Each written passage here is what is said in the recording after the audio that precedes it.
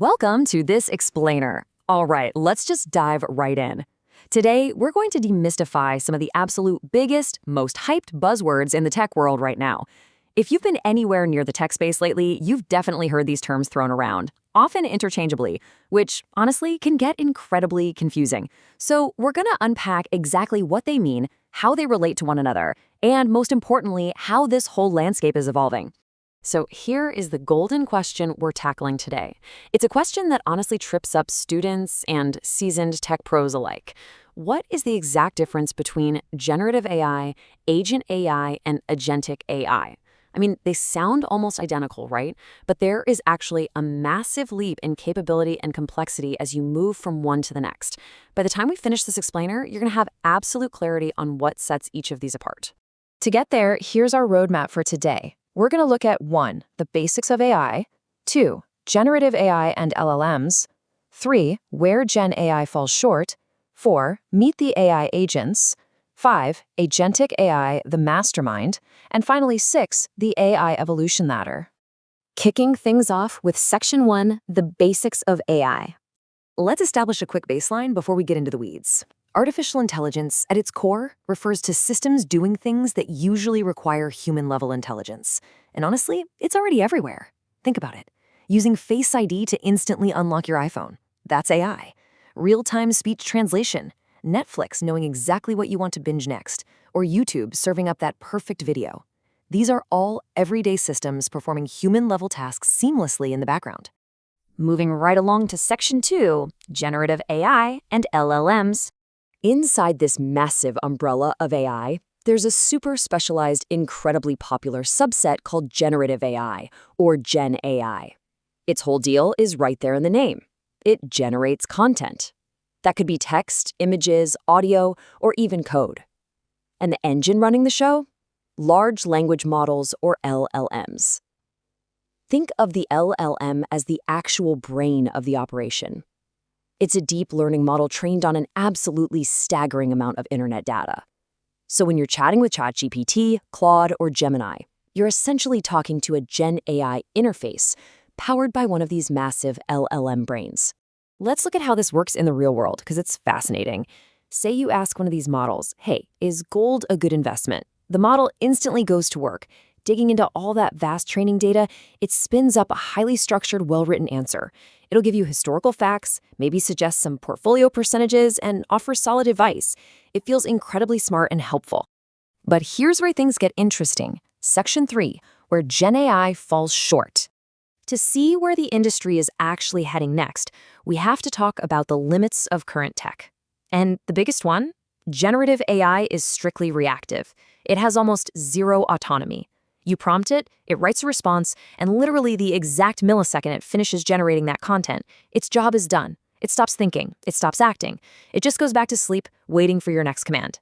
It cannot make independent decisions beyond structuring that specific block of text. And then there's the knowledge cutoff problem. These LLMs are trained on data up to a very specific date. For instance, if a model's cutoff is September 2024, and you ask it, what's the exact price of gold today? Well, it's kind of stuck. It doesn't inherently have a live feed of present-day data. Unless it's explicitly wired up to a live search engine or a financial API, it has no clue what's happening right now. It's literally living in the past. Which leads us to a pretty massive roadblock. What if you don't just want advice? What if you want your AI to actually do something? Like, hey, monitor the market and automatically buy 10 grams of gold the exact second it drops below $10,000 a gram, and then shoot me a confirmation email. A standard Gen AI tool? No way, it cannot do that. It can't continuously watch a market, it definitely can't execute a multi-step purchase, and it can't independently send emails. That is way too complex for a reactive system. Which perfectly sets up Section 4, Meet the AI agents. Enter the AI agent. This is the tech industry's brilliant solution to that reactive problem we just talked about. When you take a standard generative AI and give it autonomy, the ability to take actions, and access to external tools, you get a completely different beast. The contrast is night and day. Gen AI is reactive, it sits and waits. AI agents are proactive. They can actually plan out steps, execute real-world actions, and use external tools all by themselves to get a job done. Let me give you a super relatable example. Think about an e-commerce customer support bot on somewhere like Amazon or Flipkart. You type, "Where is my package?" An AI agent doesn't just guess an answer, it actively works. It securely pulls up your profile, literally uses an external tool to query the company's internal shipping database, verifies exactly where your box is in real time, and then drafts and sends the reply. We didn't have to hold its hand through those steps. It was built using frameworks like NAN or OpenAI Codex to execute that exact workflow entirely on its own. Now, let's level up one more time. Section 5, Agentic AI, the Mastermind. So what happens when the goal is way bigger than just tracking a single package? This is where people get tripped up, so let's use a tech team analogy. Individual AI agents, they're task-focused. Think of them as specialized engineers, like a front-end dev or a database admin doing one specific job really well.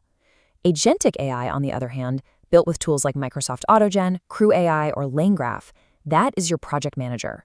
It is entirely goal-focused. It oversees, manages, and coordinates a whole bunch of those individual agents to pull off a massive overarching objective. Let's bring it back to our gold example, but supercharged. Imagine handing your system this command. I have a budget of 5 lakh rupees. Help me invest in gold when conditions are favorable. Okay, that is not a simple script. That's a huge, open-ended goal requiring multi-step reasoning, patience, and execution over days or even months, with basically zero intervention from you. Here is exactly how Agentic AI pulls that off. Acting as the ultimate project manager, it breaks that huge goal into bite-sized tasks and delegates them to its team. First, it spins up a market agent, whose entire existence is just watching the live market ticker. Next, it taps a financial advisor agent to set strict buying limits so you don't blow your whole 5 lakh budget at once. Finally, when the stars align perfectly, it signals the execution agent to actually buy the gold and notify you. Multiple specialized agents managed by one mastermind architecture, crushing a massive goal together. It's incredible. All right, let's bring it all home in Section 6, the AI evolution ladder. To really lock this in, let's look at the big picture. Notice how the complexity just scales up as we climb this ladder. Down at level 1, simple AI. That's human-level tasks, like your Face ID. Level 2, generative AI. That's content creation, like ChatGPT writing an email. Level 3 introduces AI agents, handling specific multi-step tasks, like our support bot checking a database. And sitting at the very top, Level 4, Agentic AI, tackling massive, complex goals like an entirely autonomous investing team. Understanding this evolution is a huge advantage right now. You literally know exactly where these systems shine and where they hit a wall. So I want to leave you with a thought as we close out this explainer. As this tech continues to climb that ladder, getting smarter and way more autonomous, what is the very first overarching goal you are going to hand off to your own Agentic AI team? Thanks so much for tuning into this explainer. Keep learning, keep exploring, and I'll see you next time.